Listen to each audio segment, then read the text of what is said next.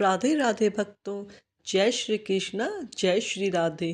फागुन मास के कृष्ण पक्ष में पड़ने वाली एकादशी का नाम विजया एकादशी है। स्कंद पुराणों में वर्णित विजय एकादशी कथा के अनुसार एक बार धर्मराज युधिष्ठिर ने भगवान श्री कृष्ण से कहा कि हे प्रभु, अब आप मुझे कृपया फागुन मास के कृष्ण पक्ष की विजया एकादशी के महत्व के बारे में बताइए।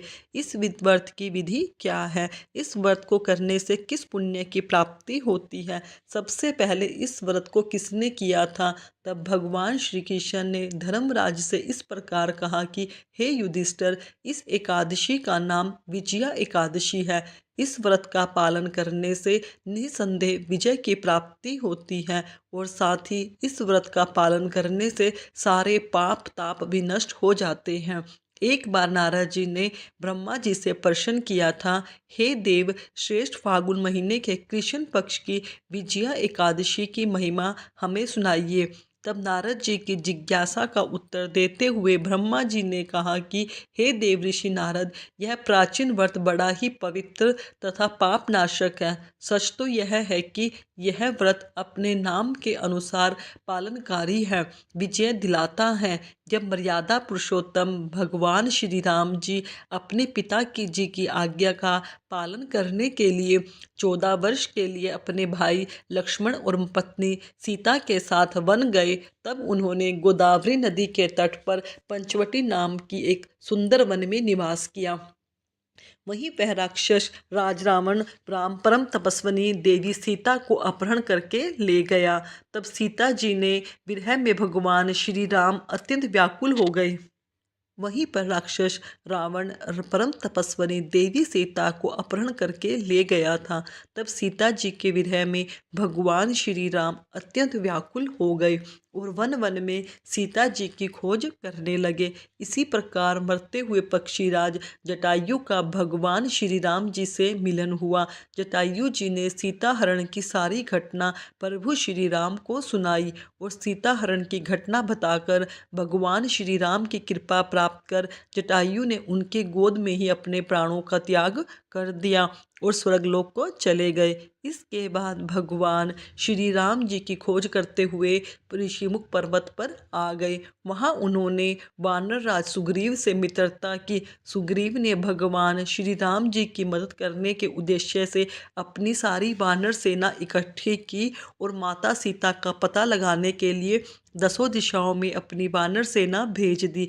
उसमें से हनुमान जी पक्षीराज संपाति के निर्देशानुसार समुद्र को लांघकर लंका में गए। वहां उन्होंने अशोक वाटिका में सीता जी से भेंट की और जानकी जी को विश्वास दिलाने के लिए भगवान श्री राम के द्वारा दी गई निशानी के रूप में उन्होंने अंगूठी समर्पित की। उसके बाद लंका दहन, अक्षय कुमार वध आदि पराक्रम दिखाकर बजरंगबली वापस भगवान श्री राम जी के पास आए और उन्होंने सारा वृत्तांत कह सुनाया।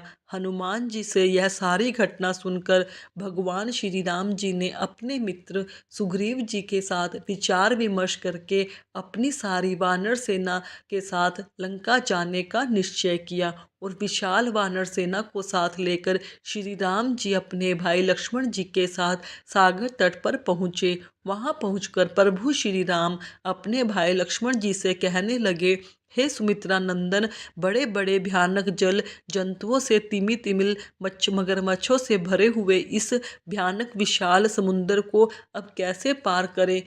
तब लक्ष्मण जी ने कहा, हे पुरुषोत्तम, हे देवाधिदेव, हे भगवान रघुवेंद्र प्रभु, इस द्वीप में बदाल नाम के एक ऋषि रहते हैं। यहाँ से लगभग आधा योजन अर्थात 2 कोस की दूरी पर ही उनका आश्रम है। हे रघुनंदन, उन्होंने ब्रह्मा जी का साक्षात दर्शन प्राप्त किया हुआ है, इसलिए आप उन्हीं महात्मा महर्षि जी के साथ से समुद्र पार करने का उपाय पूछ लीजिए।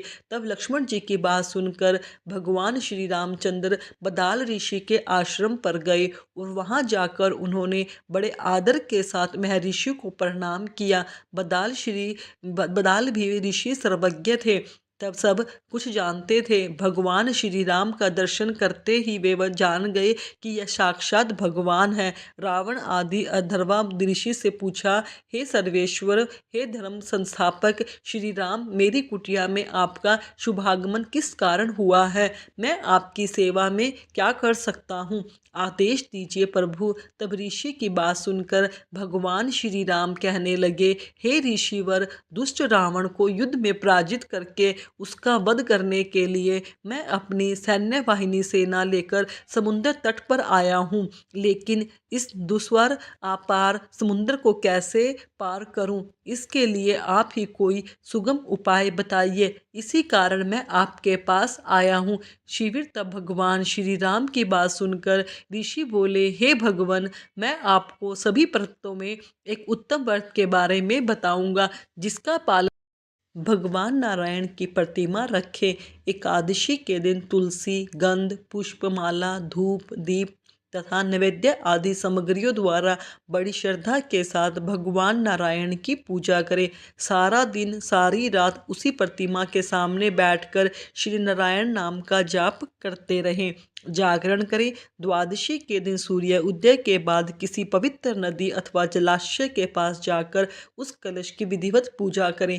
किसी निष्ठावान सदाचार संपन्न ब्राह्मण को अन्न, वस्त्र और धन आदि द्रव्यों के साथ इस कलश को भी दान करें। इससे आपको विजय अवश्य ही प्राप्त होगी। तब भगवान श्री राम ने उन ऋषि के उपदेशानुसार एकादशी व्रत के पालन का आदर्श दिखाया और उसके फलस्वरूप लंका पर विजय प्राप्त की।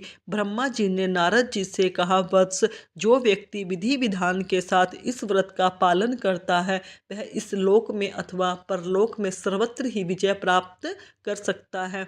हे देव ऋषि, यह व्रत विजय दिलाने के साथ साथ व्रतकारियों के सभी पापों का भी नाश करता है। इस कारण प्रत्येक मनुष्य को इस विजया एकादशी व्रत का पालन करना चाहिए। इस व्रत की महिमा सुनने से और पढ़ने से 1000 वाजपेयी यज्ञों का फल प्राप्त होता है। श्री ब्रह्मा जी द्वारा देवऋषि नारद जी को बताई गई विजया एकादशी महात्म को सुनकर भगवान श्री कृष्ण मौन हो गए। तब धर्मराज युधिष्ठिर ने भी श्रद्धापूर्वक इस व्रत का पालन किया। इस प्रकार विजया एकादशी अपने नाम के अनुसार ही अपने भक्तों को विजय प्रदान कराती है।